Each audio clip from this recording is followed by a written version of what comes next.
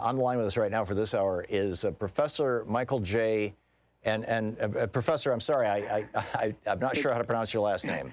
It's Behe. Behe, B-E-H-E, okay, and you are the Professor of Biochemistry at Lehigh University and an advocate of intelligent design, founding Senior Fellow of the Discovery Institute for Science and Culture, the author of numerous books, including your most recent, which I have here in my hand and I spent some time with this morning, Darwin Devolves, the new science about DNA that challenges evolution.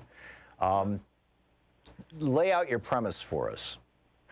Okay, well, I'm a biochemist, so I study the molecular level of life. And back in the day, when Darwin proposed his theory, the cell was supposed to be just a piece of jelly, kind of simple thing, protoplasm, they called it. But in the past 100-plus years, science has discovered that far from being simple, the cell is filled with really sophisticated and complex molecular machines. And I've written books saying that I think a better explanation is that they were designed rather than evolved randomly. And the latest book, Darwin Devolves, focuses on new results past 10, 20 years. And science has gotten the ability to pretty easily sequence DNA, kind of like, just falling off a log. And all sorts of organisms have been sequenced. And now we can answer the question of, what are those mutations that help a species survive? What are they actually doing at the molecular and DNA level? And it turns out that the great majority are helping by breaking or degrading pre-existing genes. That is, they're taking something that's already there and tossing it out. And that's where the title comes from. I call that or turning it off. Evolution. Or turning it off, or suppressing genes. But exactly. And in your book, I didn't. Perhaps I missed it. I didn't read it cover to cover.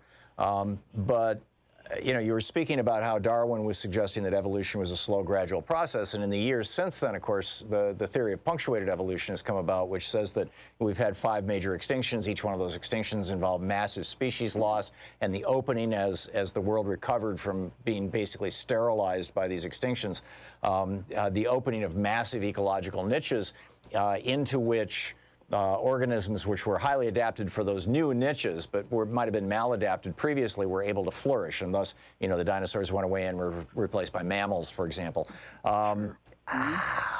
Why didn't you address punctuated evolution in your book, and how does that? How do you deal with the contradiction between that and the idea that Ymir or Muspel or Odin or created the world intelligently? Okay, well, good questions. The first one is punctuated equilibrium. That was suggested by the evolutionary biologist Steve J. Gould back in the day, 40 years or so ago. And it's an interesting observation, but what it is not is an explanation. It's a label for what people find. They see that in the fossil record, at least. I'm no paleontologist, but I read that in the fossil record, things stay the same for a long time and then pretty quickly change. And, well, that's interesting, but it doesn't address the question of how it changes, what drove those things.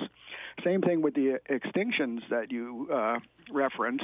Okay, there were massive extinction events, and then all sorts of new and cool forms arose, but that does not address the question of how that happened. That's intelligent design's focus. We don't worry about common descent. We don't worry about anything else. The question is, how in the world did all these complex machines and cool forms arise? And as to the reason, well, both my father's parents are from Norway. The Norwegians had, they agreed with you that the world was the first world was Muspel. It was not this world, and this frost ogre named Ymir slept, and under his left arm there grew a man and a woman, and they became ultimately, and then out of that they became Bor and Bestilla, where had 3 sons, and Odin was the oldest, and they basically created the world. And then, you know, when Ymir's died, they flung his brains into the air and they became the clouds. And yeah, I mean, you know, it's an elaborate story, actually. Why do you think that this story is any less cogent than the story in the Bible that your institute, the Discovery Institute, constantly references? The Christian Bible or the Jewish Bible? Well, I don't know about who you have in mind, but as for me and my books, I don't reference the Bible at all. I don't talk about religious matters at all. Not only don't I talk about Odin. Well, how is intelligent design not a religious matter? You're arguing that there is something that created everything that we're experiencing right now, and you know, you make an argument that is fairly complex. And yeah, sure. there's an artificial intelligence guy right now who's making the exact same argument. Only he's saying that what we're living in right now is a computer simulation by an advanced, you know, race of humans, you know, 1,000 years in the future, who have developed this elaborate computer simulation, and we're actually living in that. And and it's very similar. I mean, you know, it's the same theory, you know. Sort of. Yeah, you're right. It is sort of similar, but I can talk. So which is it? Let me avoid that for right now and go back to your first question. Why is this not a religious idea? You say that clearly somebody designed this and so on. Well, I argue that it's not a religious idea for the same reason that the Big Bang is not a religious idea. Back in the 30s, when it was first proposed, lots of physicists simply hated the idea of the Big Bang, and many argued that it was a religious idea because it posited a beginning to the universe, and science needed, many people said, science had to have an eternal universe in order to avoid... Well, you know, a large part of the Big Bang theory was that you have inflation and then you have collapse, and so it's really a cycle, that there's this thing here called the universe, and it goes through these cycles. Now we've got this multiverse theory and all this kind of stuff, but if there's an intelligent designer who created all this, who created the intelligent designer? Well, the answer is I don't know. But whenever we see, you know, a machine, or whenever we see a painting, or whenever we see things that have been put together for a purpose, we always conclude that it has been designed. And surprisingly, astonishingly, science has found in the cell amazing machines, really complex ones, and literally machines made out of molecules. But these are machines, these molecular machines are demonstrably, you know, the product of evolution. I mean, you know, if you start with algae and end up with us, there's a whole bunch of steps in between, and that's called evolution. Are you suggesting that the intelligent designer actually created human beings fully formed just like we are right now? Is that your assertion? No. No, of course not. Intelligent design does not dispute common descent or long periods of time, or that we arose ultimately from algae.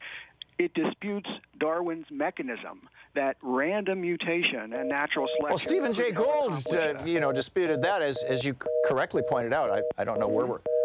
Oh, somehow. Hang on just a second. Okay. Somebody is. I've got to dump this.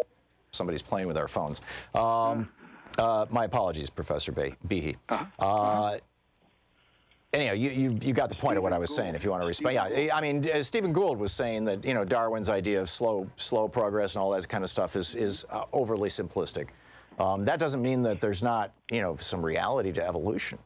Oh no, not of course not. And in my book, I clearly say that Darwin's mechanism can account for smallish changes, but Stephen Jay Gould and Gould accounts for large changes. I mean, but you know, the fact of the matter is that there have been changes, right? So so how do you handle the fundamentalist Christians who say, no, God, you know, the intelligent creator, let's say, instead of God, not only created the universe, but created me, created people? Well, I say I disagree. I say that I think there's good evidence for common descent. I think there's good evidence for humans descending from other species and so on. But I don't think it could have happened by random mutation and natural selection. And Stephen Jay Gould did say that, well, maybe things happen suddenly and rapidly sometimes, but he famously did not say how that could have happened. No, he said as a result of disasters, of local disasters, of which can be things like drought and whatnot, or of worldwide catastrophes like extinction events.